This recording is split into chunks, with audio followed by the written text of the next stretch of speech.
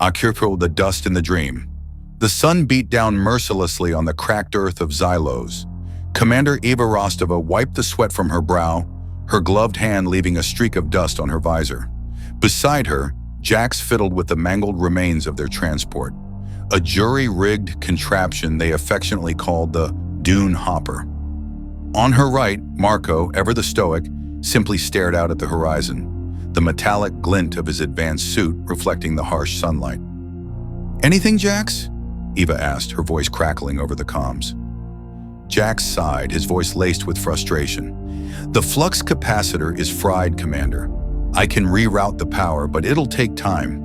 And honestly," he added, glancing at the barren landscape, "I'm not sure what we'll achieve even if we fix it. We're stranded."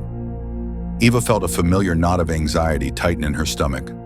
Xylos was supposed to be their crowning achievement, a resource-rich planet ripe for colonization. But after the crash landing, their beacon was gone, their primary transport was in pieces, and now the Dune Hopper had given up the ghost.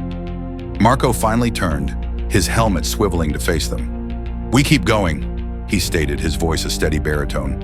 "The coordinates for the secondary base are imprinted on my neural interface. We walk." Eva knew Marco was right. Staying put meant certain death. But the thought of trekking across this desolate wasteland, with dwindling supplies and the ever-present threat of Xylos's unpredictable weather, was daunting. As Jax continued to tinker with the Dune Hopper, Eva pulled out her handheld scanner. The readings were bleak. No signs of life, no water sources, just the relentless, unforgiving desert. Suddenly, Jax let out a whoop. "I did it!" he exclaimed. "I bypassed the flux capacitor. It's not pretty, but she'll move." Eva and Marco exchanged a look of weary hope. The Dune Hopper sputtered to life, its engine coughing and wheezing like an old man. It was a far cry from the sleek, state-of-the-art vehicle it once was, but it was a chance. They piled into the makeshift transport, Eva behind the controls, Jax crammed in beside her, and Marco taking the rear, his advanced suit providing an extra layer of protection.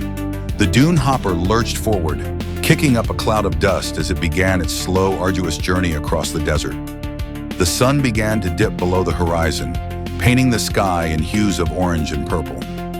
Eva pushed the Dune Hopper as hard as she dared, the landscape blurring past in a monotonous stream of sand and rock. Just when their hope began to wane, Marco spoke up, his voice calm and steady. "I'm picking up a signal," he announced. "A weak one, but it's there. It's coming from the north." Eva felt a surge of adrenaline. The secondary base. They were close. She gripped the controls tighter, her eyes fixed on the horizon, the promise of rescue, of survival, driving them forward into the deepening twilight. They were not defeated.